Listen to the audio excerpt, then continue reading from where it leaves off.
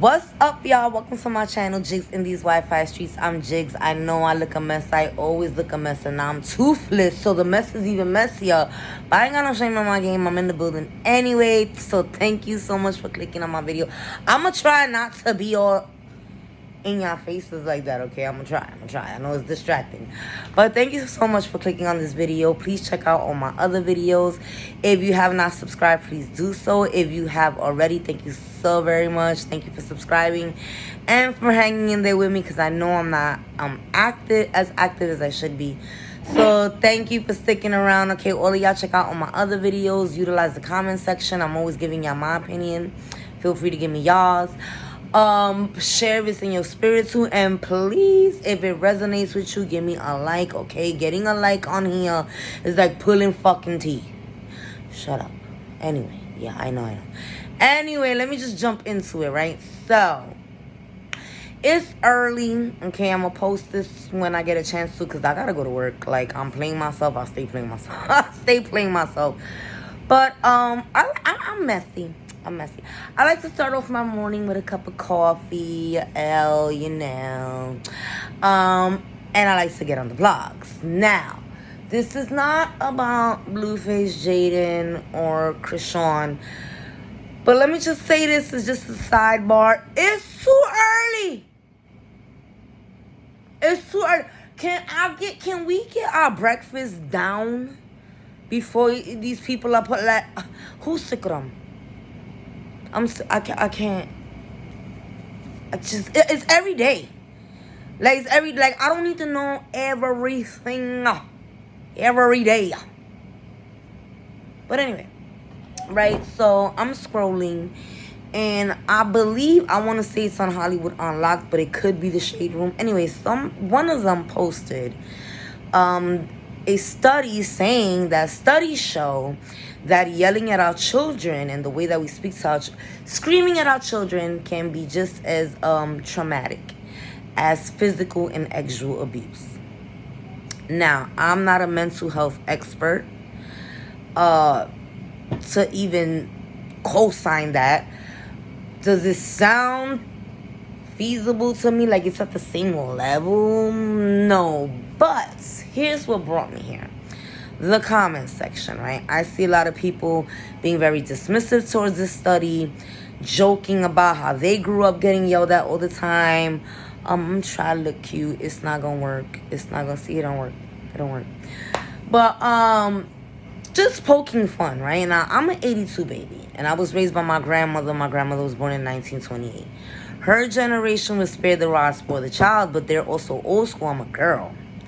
So I didn't get what my brother got, but I got yelled at a lot, and it's one of the things that I hated. Now, before anybody starts calling me soft or whatever, couple things, right? Number one, if trauma in your adult life can change you, let's say you're a very outgoing person, you like to go out on the weekends, you in the clubs pretty much every weekend, you go out, somebody pulls out a GUN, it's just flying all over the place, one of them grazes you. Does it stand to reason that you're not going to want to go out for the next couple of weeks? You're going to be a little bit too traumatized to go outside, right? If you're the type of woman you need something at 2 o'clock in the morning, you ain't scared to go outside at 2 o'clock in the morning and get what you need. But somebody pulls this woman into an alleyway, and RAPE is the woman. Does it stand to reason that woman is now not wanting to go out her house? Okay. If trauma in your adult life can change you, then doesn't it stand to reason that trauma in your childhood shapes who you become as an adult? Right? So, verbal abuse might not seem the same and sound the same as sexual and physical. And again, I'm not a mental health expert, but I do think that verbal and emotional abuse definitely can traumatize a person and shape them. For example, I'm not gonna get into too many details of my last relationship, but we got into a huge screaming match over the way I parent my children, which I thought was normal. Like, my kids fall, I pick them up, I hug them, I kiss them, I tell them it's okay, unless I don't scream. Now, I will say, I'm one of the moms, but I don't tell you 10 times, don't do that, you're gonna fall. When you do, I'm gonna laugh at you. I am, because I told you 10 times, right? Okay, then. But, they fall, you pick them up, you hug them. If they're afraid, you talk to them, you take their fears away. He found that as me coddling and spoiling my children. But check game. He grew up with an alcoholic of a mom. Dad used to put hands on mom. Dad would come home, put hands on mom, then bounce and go be with other women. Mom, along with he and his siblings, I should have ABORT'd y'all. Y'all the reason why I'm stuck with your father. I wish I would have never had y'all. Y'all dirty like him. Y'all bummy like him. Y'all ain't gonna be shit like him. Just constantly verbally ABUSINGing them. And I had to sit down and really stop and think about the fact that my ex doesn't understand what proper mothering looked like, because he did not have a proper mother. And what seems like speaking life into a child is coddling. Him being honest with a child is saying things that can actually diminish them, But that's because that's how he grew up. We all products of our fucking upbringing. Our upbringing has either made us exactly who we are. Either we wanted to be the opposite of what we grew up like, or we want to be just like who we grew up with, or how we grew up. You know what I'm saying? We want to raise our kids that way. You know what I'm saying? If you grew up poor, you can either be one of them people that settles into life and is complacent with what you have, or that poverty is what has driven you to become a lawyer, a CEO, because you be fucking damned, right? So the articles, again, I'm not a mental health expert. I cannot say that it's just as bad, but I do think it can take a toll on a child. If, as many of us were raised going to church, right? Not all of us, but a large portion of us, right? If it's true that life and death, you can speak life and death, or should I say the power of life and death is in the tongue, then you can uplift the child and you can destroy them in the manner in which you speak. Now imagine being in a household where you're being screamed at every day, where you're being told you're gonna be a piece of shit like your daddy every day, or you're gonna be a hoe like your mama every day. You ain't shit every day. You're stupid every day. Imagine that shit on a kid every freaking day. Now, I grew up in a household where I was always getting yelled at too, and I hated that. I love my grandma. I lost my grandma in 2018. Another thing I had to come to the realization is really stopping and thinking about her, like, why is she always fucking yelled? We was bad, don't get me wrong. We earned the yelling, but damn. Then I had to stop and think about, well, she's not only of the generation where her parents were spare the rod, spoil the child. Like, my great-grandma used to make my grandma and her siblings do shit like kneel on rice when they acted up.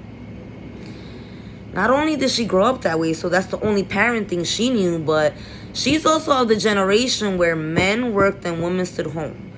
My grandfather said a lot of things to my grandmother, but get a job wasn't one. So she had to stay home with 8 kids. And she had them one after the other, after the other, after the other. I'm talking about, my father was in her belly while one of my uncles was still on her titty, while she was still having to give baby food in a spoon to one of my other uncles. Kids are a blessing. Parenting is not easy, and you get frustrated. She yelled out of frustration. As adults, we yell, we bicker, we curse.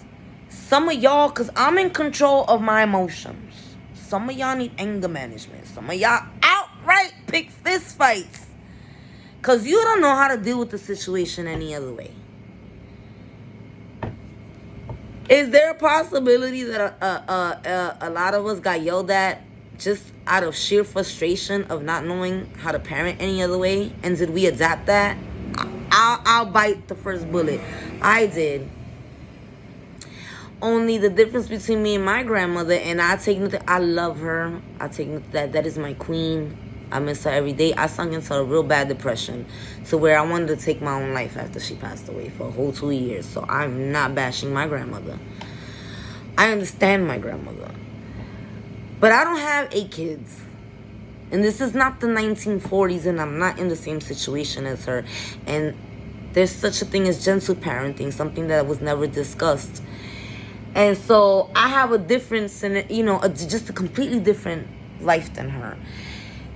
And a different thought process. She's also from the generation of be seen and not heard. You don't ask questions. You don't question your parents. You stifle yourself, especially as a girl. So you didn't really get asked how you felt. You didn't really get spoken to. So that's something that I do with my kids. And one of the things that I've done is own my issues. I've apologized to my children. And I've explained to my children that yelling is not okay. That they don't deserve to get yelled at. That they don't deserve to get spoken to a certain type of way. Mind you, I've never told my children they're stupid. I hate them. I should have never had them. Nothing like that. But I'm a very boisterous person. I cuss a lot. And not just in English. My grandma had no filter. That lady sent me to hell so many times. I own a compound down there, bitch. I got mansions on my compound and shit. Like, she had no filter. No filter.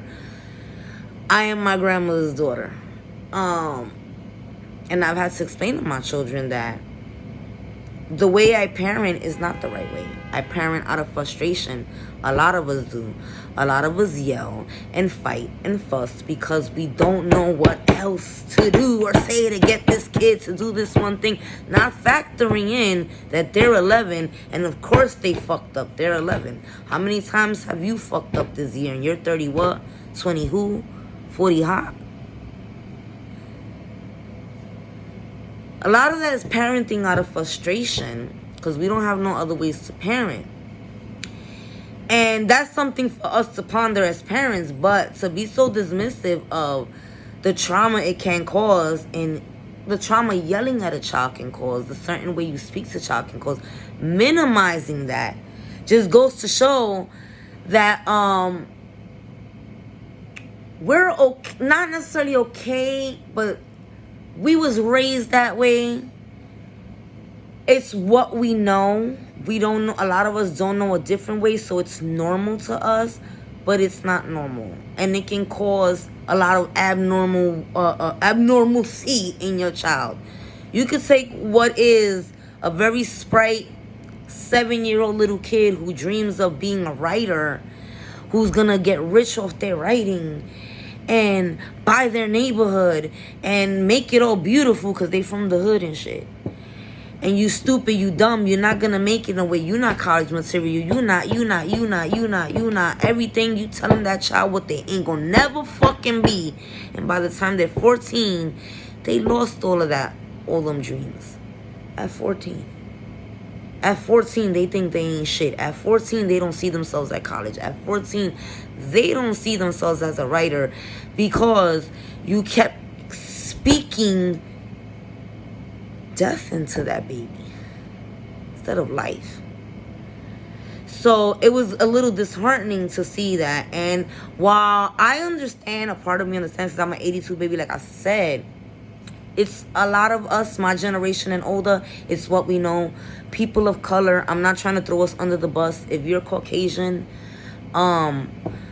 respectfully, what kind of Caucasian are you? Because I know Italians have that same vibe as Hispanics. But let me tell you something.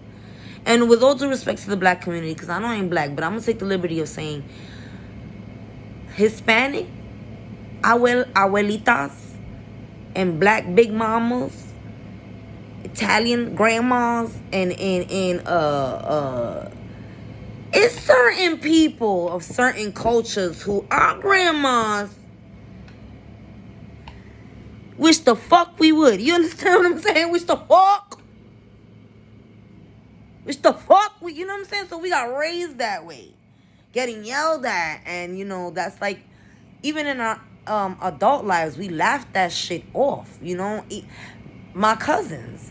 We could all sit around and tell stories about how crazy we drove grandma and about the time she did this to my cousin Nick because he did that and how she cursed me the fuck out.